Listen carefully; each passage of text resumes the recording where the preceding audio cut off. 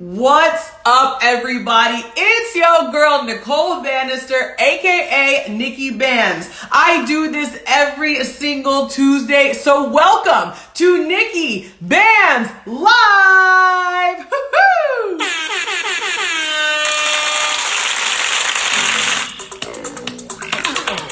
Hey, what's up, everyone? It is a pleasure to see you all here today, whether you are watching me live on Instagram right now or you are watching the rerun on YouTube. Welcome to NIKKI BANZ Live, party people. This is your favorite weekly interview series where I am bringing you live, exclusive interviews with different artists, entertainers, entrepreneurs, activists, content creators from around the world. And today, party people, I am bringing you an Olympian. Oh my gosh, an Olympic athlete.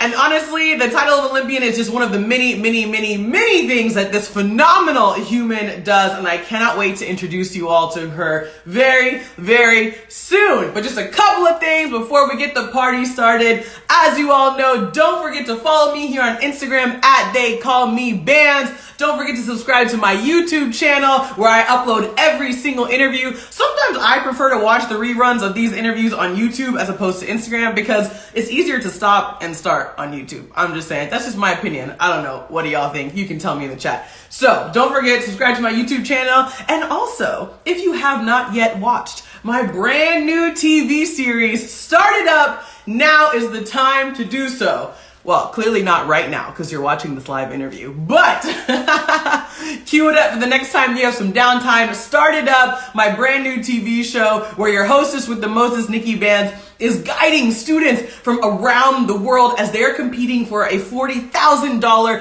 cash prize for their different social impact businesses. It's an incredible show featuring incredible young entrepreneurs from all sorts of different countries like Colombia, India, the United States, Ireland, South Africa, Tanzania. The show is super dynamic, super international. Only 4 episodes. Short, sweet, to the point. You're gonna love it. Started Up. Go find it on YouTube now. All right, everyone. It is so incredible to have you all here today. And like I said, I have an incredible person here for you all today who I am interviewing. And honestly, I could not be more excited. Me and Simidele Adeagbo have been trying to link up and collaborate for so long now. The fact that this is finally happening is just incredible. And Simidele Adeagbo, she is an Olympic athlete. She is an author. She is an entrepreneur. She is a marketing expert. She is just an all-around absolute badass. She's a TEDx speaker. She's a Yale World Fellow. She's an Obama Foundation leader. Honestly, her list of keynote speeches, places she's been, people who she's given talks to, organizations she's collaborated with, is just absolutely incredible. And to see this dynamic, young, Pan-African woman doing the things is just so damn cool. And I've got her here for you live today, party people. So I cannot wait to have this dialogue and to have this conversation. I'm telling you, you are in for a treat. Tell your friends, share this live interview, tell everybody you know, like, yo, you gotta go to NIKKI BANZ Live right now so you can watch this interview because now is the time. And honestly, I just gotta say shout out to everybody who's here. I say we got Kipala Fuego in the building. Hello, Mr. Chris, good to see you. We got my girl Keelan here. Hello. My brother's here. Hello, Julian. I see we got my parents here. Hello, Mom and Dad. My girl Rue is here. Hey, Rue. Oh my gosh, so many beautiful people here today. What's up? It's so good to see you all. Welcome to NIKKI BANZ Live. All right, everybody. Oh, I also see my girl Renelle is here. Hey, Renelle. Thank you, boo. She's saying I'm looking amazing. You know, I had the little Nike swag on today with a little color pop. I thought it would be apt for our interview today. Shout out to my boy Sai, who's here, another phenomenal person who I interviewed on this show, an incredible citizen journalist based out of India. I'm loving this. So many amazing people here today. Hello. All right, y'all didn't come here to just listen to me talk for this whole hour. You came here to see the one and only Simidele Adeagbo. So now is the time. I'm gonna bring her on now. I know she's here in the building. Simi, I can't wait to talk to you. I'm gonna get a little drum roll going and then I'll bring you on right now. All right, party people, here we go. Let's do this.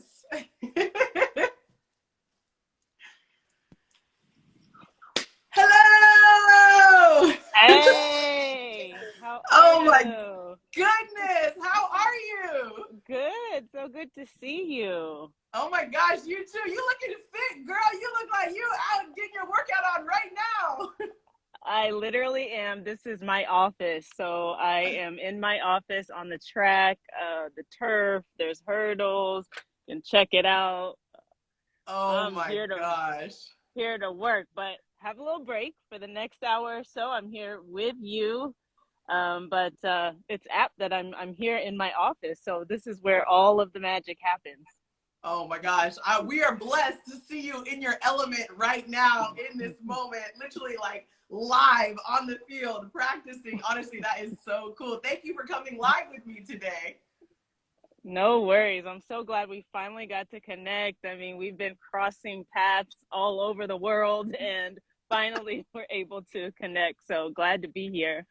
Literally. And you're so right. We have been crossing paths in like so many different places. So where are you right now? Right now, I'm in Charlotte, North Carolina, in the US. So shout out to anybody in Charlotte. Much love from the Queen City. Oh my gosh, I love that. Okay, well, I'm in Los Angeles in California, also in the US Oh, right now, okay. which is funny Nice. because, yeah, we've tried to meet up in Cape Town, we tried to meet up in Joburg. Now we're here in the In the US, meeting up, East Coast, West Coast. US. Literally. So, Simi, I always like to start off the show by telling people how I know the guests who are on my show here today. And you and I have kind of a funny story because we've never met in person. We've No. literally we've literally just had this like online relationship because you are doing some incredible work across the African continent, facilitating these master classes for young girls about how they can be Yeah. change makers and powerful women. And so when I was working in my previous job, in the sport for development space, you had collaborated with my company and done some work for our partner organization in Nigeria. So this is our first time like really having like a one-on-one conversation. I know. It was funny. I was thinking about like how did we cross paths? And I knew it was through our sport for development work. But somebody must have connected us, and I couldn't remember who. But it's been some years. I'm so glad we did cross paths, and I'm glad we were able to make an impact together. So that was awesome. Likewise. And I feel like, all the things that you do supporting women and girls, the expansion of sports across the African continent, so many things that are so deeply aligned with my passions and what I love. So I can't wait to get into all of it right now.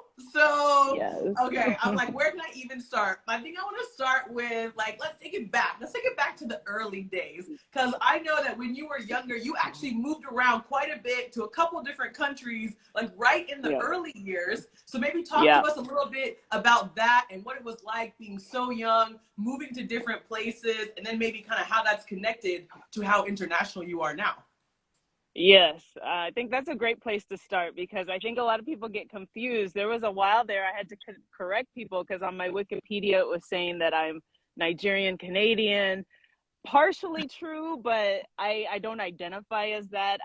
I am Nigerian. Let's start there, you know. My name, green, white, green, Niger, you know. My my name Simidele means accompany me home. It's Mm. Yoruba, so from the Yoruba tribe in Nigeria. But I happen to have been born in Canada. So that's why I was named Accompany Me Home, because a few months after I was born in Toronto, Ontario, Canada, I accompanied my parents back home to Nigeria. Wow. And so I lived in Nigeria in my early childhood up until the United States. First stop was Memphis, Tennessee. And then we had a few other stops in between. We moved back to Canada for a short while, but eventually we came back to the United States. And in seventh grade, we came back to Louisville, Kentucky. So Louisville, Kentucky is kind of like a second home. And that's where I grew up for the most part. So spent seventh grade through middle school and high school in the state of Kentucky, and then also went to college in Kentucky, the University of Kentucky. And from there, you know, graduated and then went off into the corporate world. lived in Portland, Oregon for many years when I was working. I worked for many years at Nike. And that's where I built my marketing skill set and my profession there. And I lived there for about 10 years or so. And then in 2013, I think it was, I relocated with my job to Johannesburg, South Africa. And that's where we ended up crossing paths. But yeah, you can see I've been all over outside of just my lifelong journey, taking me to different places through my career and just through my family journey. I love to travel. So I've been to probably about 40 plus countries, always looking to add a new country. I love to travel. So I am a citizen of the world, but repping Niger, always repping Niger. I love that. I love that. Citizen of the world, global citizen, but don't forget, that green and white. Don't forget. Don't forget. Don't forget. Put some respect on it. Literally, literally. Oh my goodness. I love that. And thank you for sharing a little bit more about, all the places that you have traveled to and been and lived. Because I really think it's a testament to how, like I said, how international you are today. I mean, just following your Instagram alone, right? It's like, oh, this week I'm speaking here. This week I was speaking there. Oh, now my book tour is here. And I'm like, ooh, like where in the world can I find her? Right. And that's incredible what you're able to do and how you're able to take all these different identities, being Nigerian, spending time, in the United States for school and working there, and then moving to South Africa and working there. Do you feel like you take, some elements of these different cultures in every new place that you travel to or visit? Yeah, I think it's always really important to learn from other cultures, but one of the things I'm grateful for is the opportunity to travel and also try to evolve and pick up those little pieces, like there's just bits and pieces of every culture that I like. There's some bits and pieces that I'm like, y'all can keep, but there's some like it's simple things like South Africa, for example. I don't know what it is there, but the men are very patriarchal. That can work for the good and bad. But I love that in South Africa, you will, as a woman, if you are like shopping and you have a bunch of bags, no man is okay with that. They are rushing to you, asking, can I help you? Like in the US, you're on your own. So like, I love like things like that. It's just small little subtle things like that about different cultures that I think are so unique and special. And yeah, I just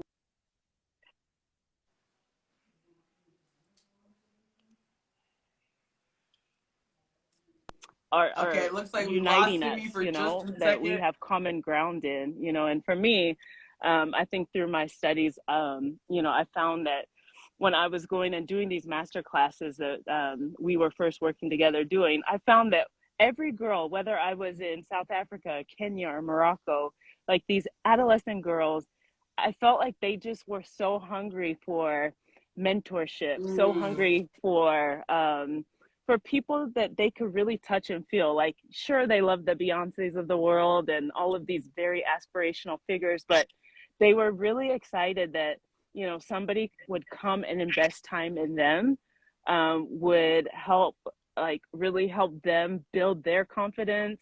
And so those are just common things that I think, all of us want to feel validated. We want to feel invested in, we want to feel loved. And so it's also cool to see the commonalities between all of us across culture as well.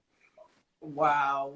I'm completely with you on that. And I think that is one of the beauties of travel. Like you said, you get to experience the universality of the human experience. How, young girls everywhere just want to have mentors and role models that they can look up to and say, oh, wow, she's an amazing athlete. Maybe I can be an amazing athlete one day. Or, wow, she had an incredible, successful career at an amazing company like Nike. Maybe I could do that one day, right? And it's like no matter where you are in the world, you aspire to be like, those leaders that you see in front of you. So the fact that you have been able to connect those dots across so many places around the world, and for so many young women in particular, has truly been absolutely incredible. Oh, it looks like I lost you for just a second, but I'm getting the little like pinwheel of death here on Instagram. That's what I like to call it, when it's just like loading, loading, loading. And so I'm sure you'll come back and be back with us in just a moment. It looks like we lost Simi for a second, but I know she'll be back here. And I want to start to dive into all of her athletic prowess and this incredible athletic career that Simi has had, and how she's been able to transition it, into a super successful business and brand, which I think so many of us are trying to do. So I'm going to invite Simi back right now. A little technical difficulties, but it's all good. It happens here on NIKKI BANZ Live. We just keep it rolling. It is all good. And hopefully I'll get Simi back for you all in just a second. Feel free, for those of you here on the live, feel free to tell me in the chat right now, what are you feeling inspired by? What are you feeling motivated by what Simi has shared so far? Do you feel that connection, to the universal human existence? Do you feel that? Have you been able to travel to different countries, and has it really shifted or impacted your life? I would love to hear those things. Please, please, please feel free to tell me in the chat box, tell me in the comments. I think these are really the critical dialogues that we have to be having right now. We have to be thoughtful and intentional about having conversations with people who come from different places than us, who have different skin colors than us, people who have different religious backgrounds than us. Those conversations right now are more critical than ever.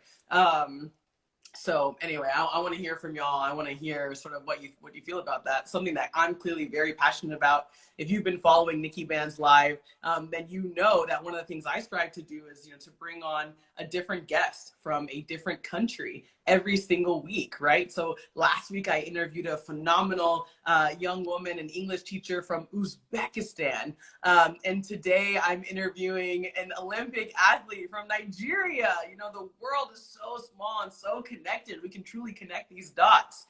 And that's one of the things I strive to do. So I'll just, I'll obviously waiting for Simi to come back. I feel like, have you rejoined us? Are we back? So sorry. I should have seen that coming. My phone overheated. So I have to come inside the car now. Oh no!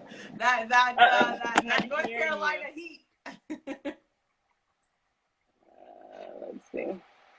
I can hear you. I don't know if you can hear me.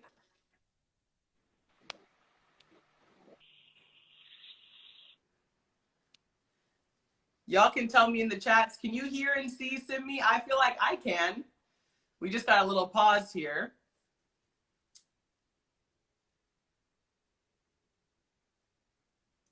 But hopefully we can sort out the technical glitches. I know, this is one of the things about doing a live show. You truly never know what's going to happen. Sometimes your phone dies. Sometimes your phone overheats. Oh, yes. I can hear you now. I can't hear you.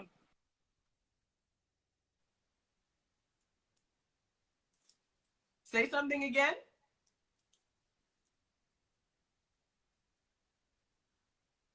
Well, I can see you. You're saying, I see you saying in the chat, you can't hear me. Let's see, what can we do? I can hear you. Okay. Okay, I can hear you now. Are we successful? Have we made it back live? Okay, I can hear you. Sorry.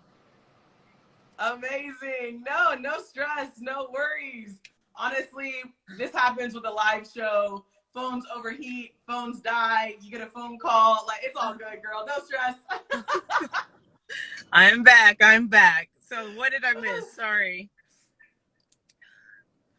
No, it's totally fine. I was literally just saying that this is, the beauty of being able to travel and to connect with people from all over the world is something really tremendous. That's just something that I was saying, and really commenting how it's amazing you've been able to do that, and not just do that, but then to build a whole career and brand, out of it, which I think is something that's so special. So I think, I want to take it. I want to talk about your athletic career and how you've been able to championed that into this incredible Simi Sleighs, personal brand that you've created now. And so I think I want to take it back. You were on the track field right now. Let's take it back to your track and field days. You very casually in your introduction said, yeah, then I went to school and graduated, like you weren't a four-time NCAA All-American in the triple jump. So let's talk about how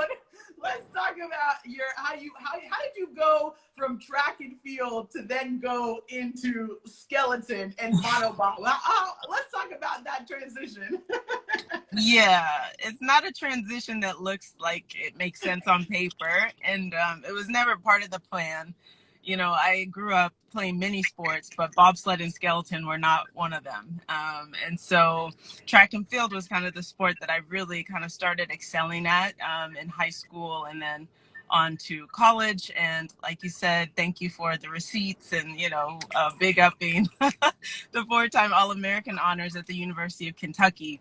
And so, once I started kind of really developing in track and field, I always thought that I would be a summer Olympian. That was my original goal. I tried out 2 times for that, and it didn't work out the way that I hoped. I just narrowly missed making it.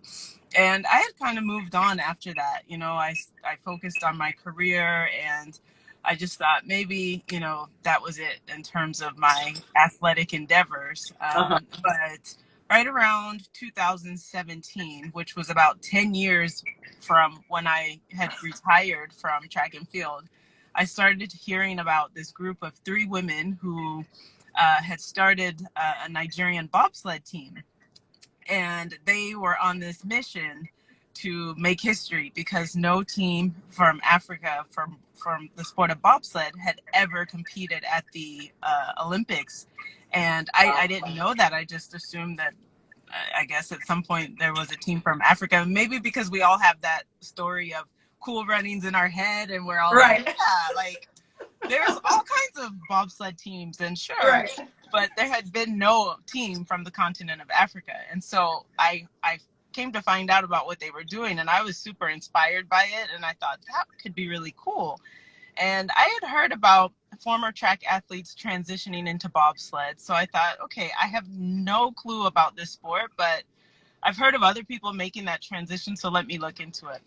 I went to try out. Eventually I found out it wasn't quite the right timing for me to join the bobsled team. But through learning about bobsled, I was introduced to skeleton. And if anybody knows anything about skeleton, please, folks, Google skeleton because I can paint a picture for you, head first on something that looks like a tea tray at 80 miles an hour.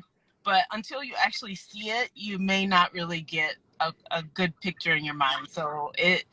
But once you see it, and my first impression was like, this looks absolutely terrifying. Like, I don't know if I want anything to do with this.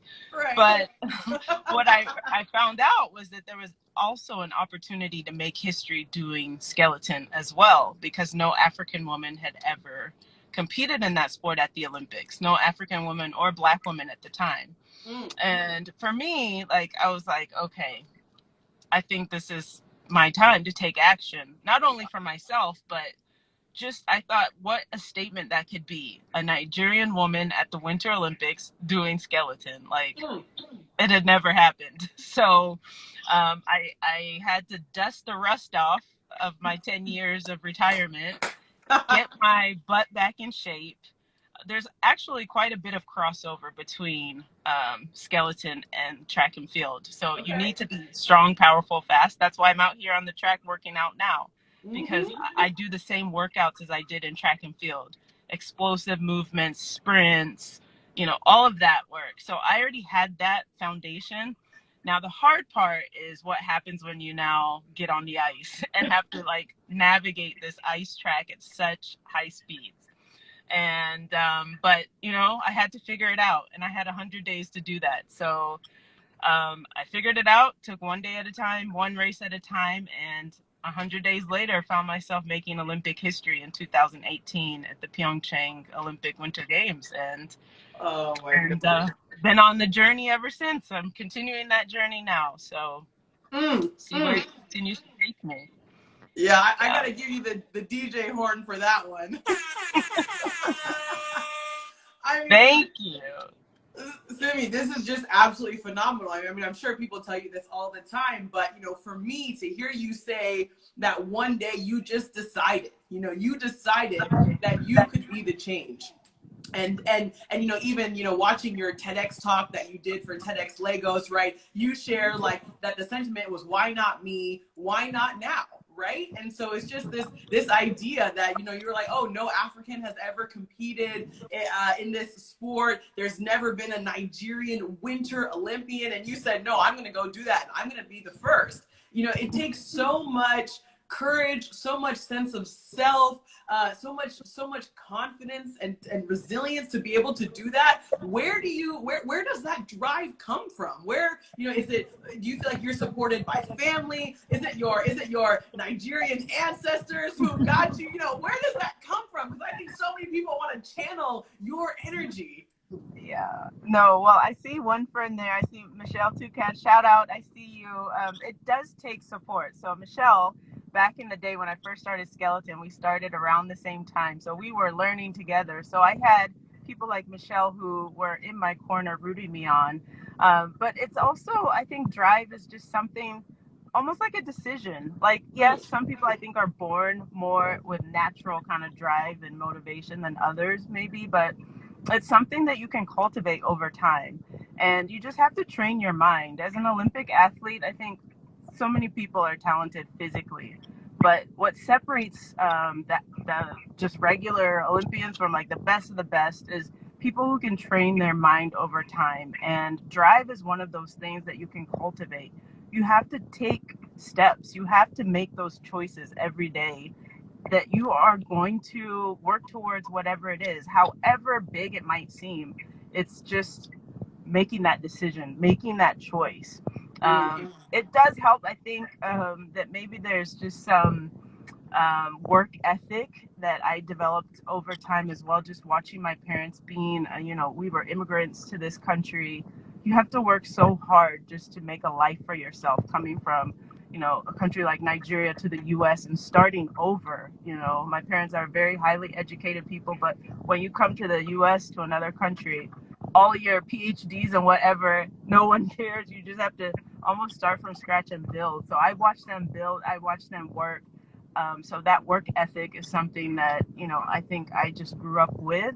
But to take it to the next level of drive, there's just a certain tenacity that you also have to cultivate within yourself, that no matter what the circumstance says, no matter what it looks like, no matter how difficult it might be, I'm going to keep choosing every day to work toward what I think is possible.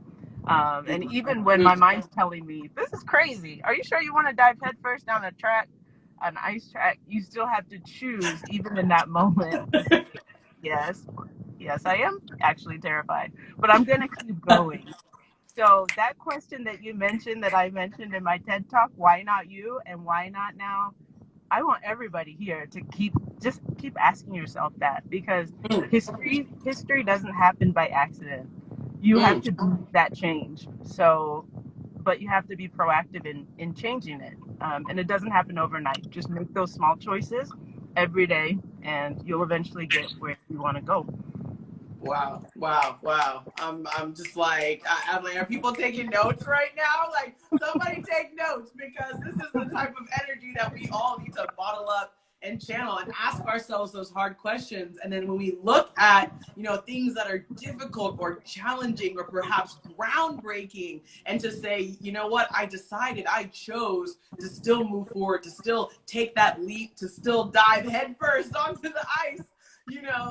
That's incredible, to be able to make those decisions and to have the confidence to be able to say that and to do that. And I think on that note, I want to talk a little bit about sort of what that means for you and for the African continent as a whole, because, you know, as someone who is from the United States, mixed Black American from the United States, having moved to South Africa about 10 years ago, spending a lot of time traveling around the African continent, very similar to you, you know, being able to visit beautiful countries. I've been to Nigeria, been to Ghana, been to Cameroon, Botswana, Mozambique. You know, I can understand that there's so many misconceptions. There's so many things that people just like don't know about the African continent, about the individual countries. You know, I mean, we could sit here and talk for the whole hour about people's misconceptions about Africa and the African continent, which even I myself have had to learn so much about, being, you know, Black American, going to the African continent and learning, okay, what they taught me and what I saw on TV is actually just not true.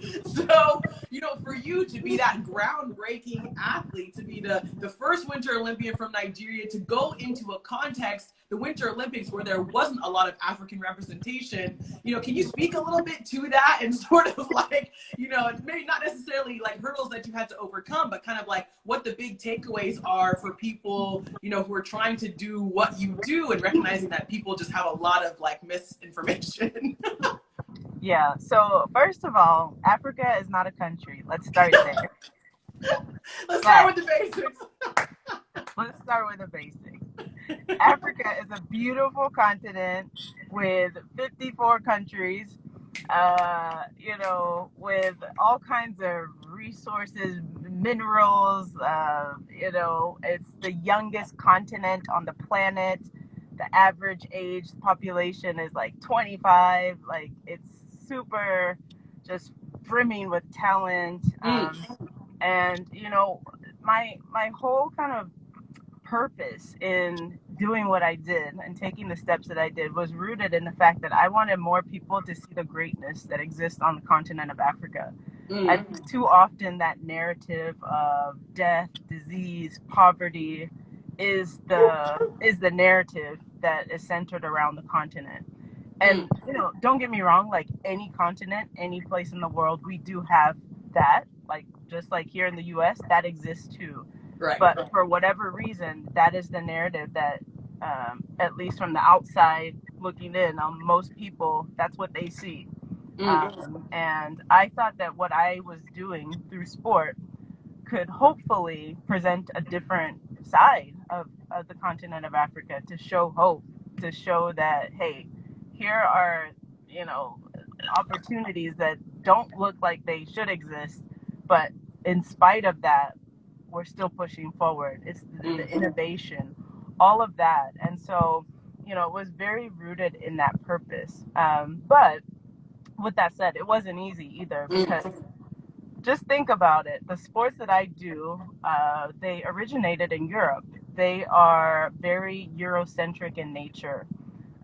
You know, that's why when you see who's dominating in the sports that I do, it's teams like Germany and the Switzerlands of the world, and those countries who have been doing these sports for generations and generations and generations, that have the resources, that have the facilities, that have the technical skills and knowledge, that have the equipment. And so coming in as somebody from a country where this sport has no history, nobody could teach me anything. Right. Nobody could, you know, say, hey, my uncle did this, or call up so-and-so, they can help you out. I felt very much on my own, having to figure it out, you know. And so I think this is a common kind of thing that people say, you have to see it to be it. I couldn't see anybody. There was nobody I could see. Right. So I had to be it and do it and figure it out and build my own blueprint. I still definitely believe in representation and that it matters. And I hope that people who see me will have maybe that blueprint, that they can know that it's possible. But sometimes you're not always going to have that.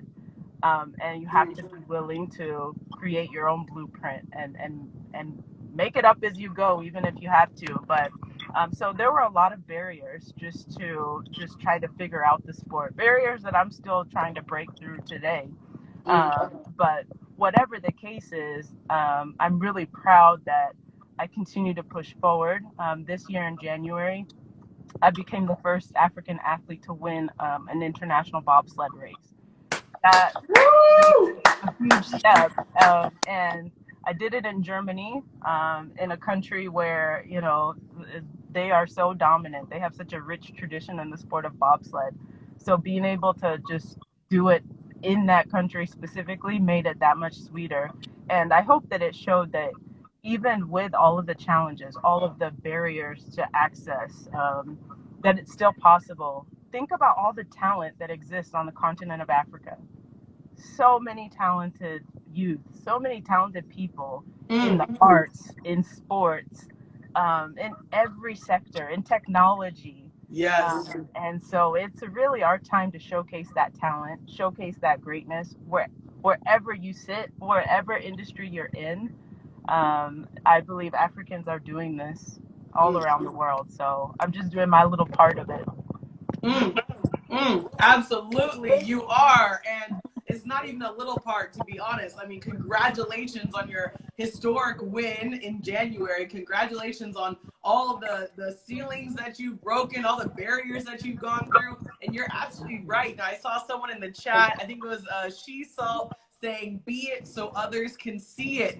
And that comment is absolutely correct. And you are it so that folks, like me or other young people across the African continent, other Black people in America, people everywhere, women can see this example that you set and also chase those dreams as well. And it's so incredible to have role models like you who are doing that, for all of us. And I think what I love about your story too is that, it's like, not only have you had all of these tremendous accolades, for your athletic prowess, like you are a super badass marketer with like an extensive and well-accomplished marketing career at Nike, and now you're an entrepreneur. You have your own company, where you're speaking everywhere, doing these master classes. And I was saying in your intro earlier, Yale World Fellow, Obama Foundation leader, literally handpicked by Barack Obama to be the inaugural Obama Foundation leaders, program. I mean, like, this is not small stuff, this is incredible. And so what has it been like for you to transition, this brand that you have of being a trailblazer and being the first? How have you been able to transition that into a successful brand for yourself that has continued to sort of motivate and inspire people around the world? Yeah, so thank you again for all the receipts. It's nice to to hear them collected in one space. But I mean, to be honest, it's a work in progress, and anybody who's building a brand knows that these things don't happen overnight. I Right. worked for 15 plus years for one of the most powerful brands and companies in the world, and I learned so much in that time. And so I've really kind of been on this journey, taking everything that I learned in what I feel like was a masterclass in marketing, and now applying it in my own context. But I think what I continue to learn is that foundational brand building is just about authenticity. And the more that I can just be myself, focus on the things that I care about and matter to me, that's going to be the success of my brand. And really use the skills and the strengths that I have to help others. And I do that in multiple ways. First of all, as an athlete, that is, that's just a natural part of the brand as an Olympian. But lately, I think what I've really kind of been focusing on is that, I'm on the ice for 60 seconds or less each time. There's only so much impact you can make on the field of play. And so, how do I take and extend beyond that and really make sure that I'm sharp around what I want to do and say off the ice? And that has led me to really be much more focused in the things that I'm doing off the ice. And so, but the message is still the same. My Instagram handle is Simi Slays. And I'll tell you the origin of how that came to be. And that's kind of part of my brand. It is my brand. First of all, I'll just say, before I kind of entered the Olympic space, I was not somebody who was always on these social media streets. In fact, I was quietly living my life. I kind of had to have a social media handle for work because I needed to kind of be where our consumers were. But outside of from a work standpoint, I wasn't out here doing the selfies and all of that. I was minding my business. But once I became an Olympian and started that journey, social media is a marketing tool, so you need to have it. And I was thinking about what do I want my handle to be, and I was like kind of struggling because I wanted to keep my name because I'm like, my name is my name, but I understand that it might not be easy for people to remember how to say or spell, and I wanted to have a handle that people could easily remember and recognize and go to. And so I was thinking, what could that be? What could that be? And Simi Sleighs came to mind because Simi is what most people call me. My full name is Simidele, but most people call me Simi. So that felt authentic. But the Sleighs part really was something that I was like, this is it. Because first of all, my sport in Europe is called bobsleigh. So, but here in the States, we call it bobsled. And so the sleigh is true to the sport. That's the sport that I do. A skeleton sled is called a skeleton sleigh. So I was like, okay, but I like the double meaning of sleigh. The fact that sleigh is this slang word that is about, for me, empowerment. This is empowering. This is like a call to action to say, I'm slaying on ice, but we can all slay. And when I say slay, it means that you can be your boldest, best self. And so that's how Simi Slays was born. And that to me is really the central point, kind of the North Star of my brand. So everything that I want to do is about empowerment, about helping people slay. And so we do that in all kinds of ways. So I do the consulting and the speaking. I do that at Fortune 500 companies, helping their leaders slay, how to leadership mindset. I'm able to roll out programming to help develop their leaders. I also do that in the work that I'm doing now, Sports for Development, focused specifically around women and girls and how we can use the principles of sport and help them be their best self. And so I'm taking the next steps in that, and I've just started my foundation, the Simi Slays Foundation. Wow. And yeah, so more on that coming soon. Stay tuned, everybody. But that is really taking the work that we first intersected on. With now, I've been doing this for a few years, touched several hundred girls. Now we're taking that to the next level and trying to grow that in a different, new, and exciting way. So stay tuned for more there. But again, it's about empowerment, slaying, helping women slay, girls and women slay. And now, as an author, I'm also able to take that message into a book.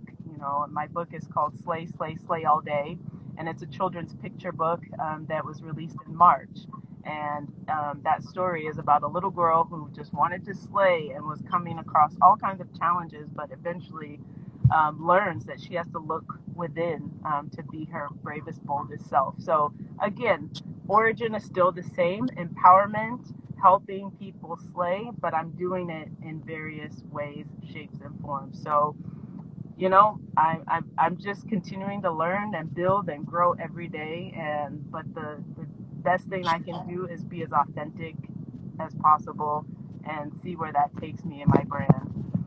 Wow, wow. Simi, I'm so glad that you shared with us sort of the breakdown of the origin story of your name and of your handle. This really fun play on words that relates to the sport that you have become so well known for, the sport that you're so passionate about and competing in the Olympics. And also just, that slang. Like, we come here to slay all day, right? Beyonce and I slay, right? And and I think it's so cool to see how you've been able to blend those two worlds of yours. What a beautiful serendipitous, relationship of that word in particular. And I'm so grateful that you brought up your book, Slay, Slay, Slay All Day. I think it's absolutely incredible. And it's like, again, just such a cool way to once again continue to not only expand your brand, but to inspire these young women and girls who you are so passionate about, working with and making sure that they feel empowered, like you said, that word empowerment. So just tell us, for everybody watching right now, for people who are like, I want to buy the book, where do we get the book? We want to support. Where do we find the book, Simi? Yes, and normally I would have a book and be able to show you. I realized I didn't bring it to this office at the track. But just Google it. And by the way, sleigh, the way I spell it, is spelled true to my sport, Sleighs. That's the only thing. Sometimes people get it mixed up with the regular off the street sleigh. On the streets. It's not the street sleigh. My sleigh is connected to my sport. But you can get it everywhere books are sold. So right now it's Walmart, it's Barnes and Nobles, Amazon, pretty much everywhere books are sold. You can get it. So around the world as well. So just Google it and it will pop right up, and you'll find it. Incredible, incredible. Well, I'll just do a quick plug right now. Make sure that you are following Simi on Instagram. If you're not already, you can go to the very top of your screen where it says NIKKI BANZ Live, the little white arrow. Click on that. You'll easily be able to go and follow Simi with her handle, Simi Slays. Go out and buy the book, Slay, Slay, Slay all day. Just all the things to keep supporting. And I think, what I'll say is that I have people who will come and ask questions on the show. So if anyone here wants to ask our fabulous guest today, Simidele, you want to ask her a question, go to the bottom of your screen, click on the little thought bubble with the question mark. You can click on that and you can type in a question, and I'll be able to ask Simi all the questions that you have. So once again, don't forget to follow Simi on Instagram at Simi Slays, Sleighs, and go to the bottom of your screen, ask that question in the little question box. So we heard you just now, Simi, debut this Simi, that your foundation, which is really, really incredible. We're definitely going to keep an eye out for that. But tell us what else is on the horizon, as your friends, as your fans, as your followers, what should we be, keeping an eye out for, and how can we continue to support you on your journey, both on and off the ice? Yeah, I see you, Zach. Hello. Hi, long time. I intersected with Zach back in my track days. Yeah, I mean, support is always needed. I think sometimes in this social media world, you see the highlight reel on people's social media handles, but sometimes you don't know what's happening in the background. And as somebody who I guess is considered a trailblazer, I think sometimes people don't realize how difficult it is to just keep breaking down those barriers. I'm embarking on another 4-year journey to the Olympic Games. I narrowly missed making the games for Beijing this year, which was really disappointing. I was just one spot out. And I believe that was also partly due to gender inequality at the games as well. And so those who follow me may know that I've taken action also to really try to challenge that, because the Olympics are supposed to be a space where gender equality is the norm, is the standard. And right now in my sport of bobsled, that's not the case. In Beijing, there were 3 times more men in bobsled at the games than women, and there were 3 times more opportunity for them to qualify. Wow. And that's just not right when women work so hard, just as hard as men, and we shouldn't have that disparity. And so I've taken legal action, and working through a case with the Court of Arbitration for Sport, which is the highest court for sport in the world. And so really challenging and holding accountable the IOC, the International Olympic Committee, as well as the International Bobsled and Skeleton Federation, and really pushing for change, not only for myself, obviously it's too late for Beijing, but with the hope that as we move forward to the Paris Games and then Milano Cortina, which is the next Winter Games, that gender equality for women is something that can be guaranteed as you for the Olympic Games. So this is super important. This is bigger than bobsled. This is about the future of women's sport and making sure that we all have an equal opportunity to reach our dreams. So watch out for more on that. Change is often slow. Unfortunately, it doesn't happen overnight, but definitely would love, all of the support in that direction. So if you are somebody who believes in equality, continue to, just use your voices, and all of our collective voices, I believe, will be heard and will create change across all of sport. So that's exciting. And yeah, like I said, I'm in my office because, I'm going for Milano Cortina. I'm back to the grind, working hard, trying to get snatched back again after some months on the couch. And, so every day I'm out here putting in the work. You can't just chase your dreams, you have to work for them. And so that's what I'm doing. So as I get into the season, I always love to have the support, and hear from folks, and those words of encouragement are really great. So yeah, those are the immediate things, but always out here touring the world. You'll see me coming up soon, traveling to some places, doing more work, specifically around my book. A couple months ago, I had the privilege of traveling to South Africa, where I was able to donate 400 books to youth from underserved communities. And that was a really powerful experience, because in some of these communities, having a picture book like that is a luxury. And Yep. so I was really grateful to be able to share my book with these youth, and also the message of empowerment that comes with it. So we are traveling to new destinations, giving more books, promoting youth literacy around the world. So stay tuned. I can't share exactly where yet and all the details, but more is coming on that front, promoting youth literacy with Slay All Day. Yeah, so I'm trying to make as much impact as I can on and off the ice. That's what it's about, impact. And you certainly are making that impact, Simi. I think I just found my quote of the interview with what you just said. You said, you can't just chase your dreams, you have to work for them.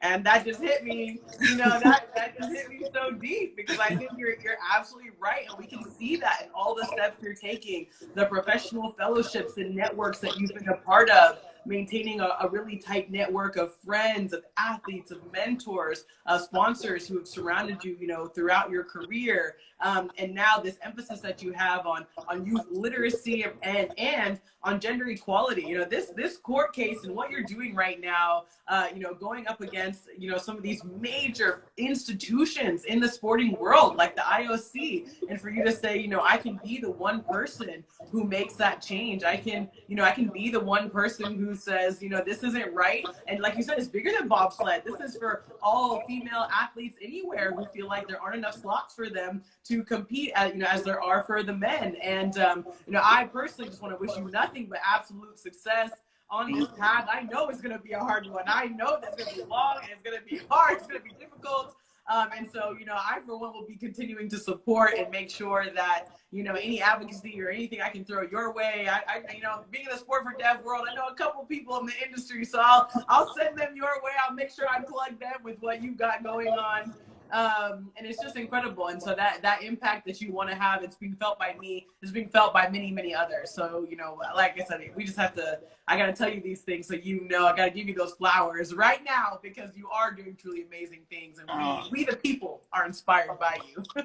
Thank you. No, I appreciate that. And, the work that my foundation is set out to do will directly address some of these things that I'm experiencing and seeing. And we have solutions for that. So, we're working on how do we help underrepresented female athletes have the support they need to reach their Olympic dreams. Generally, women athletes who come from marginalized communities are generally underfunded, don't have the same access to sport.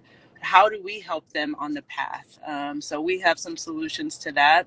And so as soon as that gets rolled out, I ask for everybody's support in the form of donations, in the form of sharing the work and what we're doing. We cannot do that alone, but we are trying to really make some change here. And we need people to help us do that. So just be on the lookout, and I'm looking forward to all of the support. Absolutely. And thank you for reminding us that donations matter too, right? Like things these things do matter, and they do make a difference. Definitely do. So I think the last question I'll ask you here, we just have one quick question from somebody in the chat with Fast Track Athletics Inc.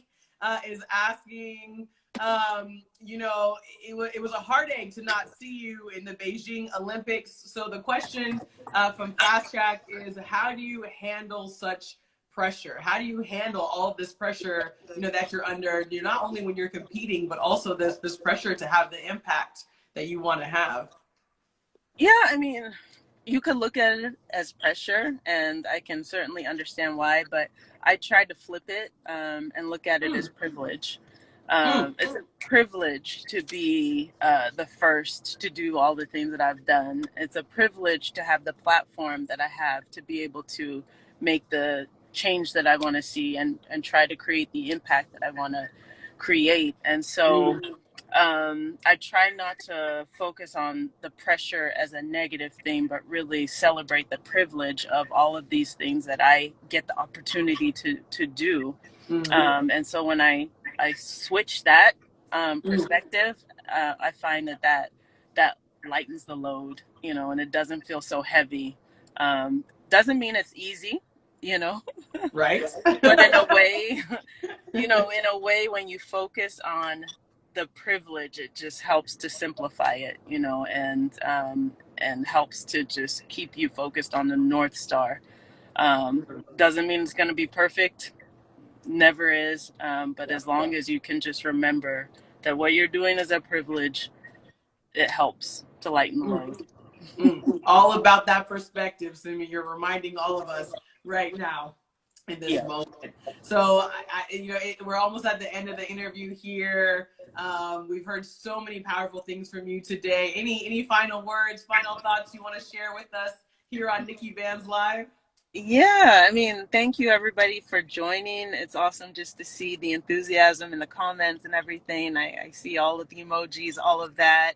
But, you know, I'm special, I believe, but not that special. Everybody can slay, right? So please know that what you're seeing in me is also inside of you. So wherever you are in your journey, whatever it is that you are trying to achieve, even in those moments where it looks dark, know that the light is coming. Know that you are slaying even in those moments too, and just keep pushing forward, and you will get to where you want to go to. And the change that you want to see is possible. So just keep focused on your North Star, whatever that is, your purpose, that whatever your purpose is for what you're trying to do it for, and know that that change is coming and you are going to be the one that can create it. Why not you, and why not now? So just go out there and slay. Everybody go out there and slay, whether you are on a bobsled or not. Slay. Yes, yes, yes, yes. Yes. Thank you. And buy the book, in case that helps you slay. Yes, and buy the book so you can slay, slay, slay all day. Yes, that part. That part. Simi, this was just absolutely beautiful. Truly, I mean, it was so good, at least for me personally, to finally get to know a little bit more about you, your tremendous background and story, to how you got to where you are today, and to be able to speak with you about your trailblazing and legendary experiences. Thank you for that reminder and motivation at the end that we too can be that change. We too can slay and go out and shift perspectives and change the world as we see it, change it for the better, for women, for the African continent, for athletes, for everyone. So, Simi, truly my pleasure having you here on NIKKI BANZ Live, and thank you so, so, so much. Thank you, and thank you everybody again. I saw a lot of familiar names as the people were joining. So thank you all for joining my bobsled community. I see my track people here. I see my South African folk here. I see everybody, Niger, everyone. Even if not Niger, I saw people from all over. So thank you. Loving it, loving it. I love it too. I love it too. And hopefully we'll finally have that Cape Town or Joburg or Lagos meetup somewhere sometime soon. Somewhere. We have to do this. Let's figure this out. We have to meet in person. Like, I know. We have to. It's coming soon. We'll make it happen. We will. But thank you for having me. I appreciate it. Absolutely. You're so welcome, Simi. I'm going to let you get back to your office, back to that track. we're wishing you all the best. I know we're going to see you in 4 years at the next Olympics. I know it for sure. And in the meantime, we'll be following you on Instagram at Simi Slays. So thank you so much, Simi. Thank you, everyone. Have a beautiful rest of your day. Thank you. See you later, everyone. Bye. Bye, everybody. Bye.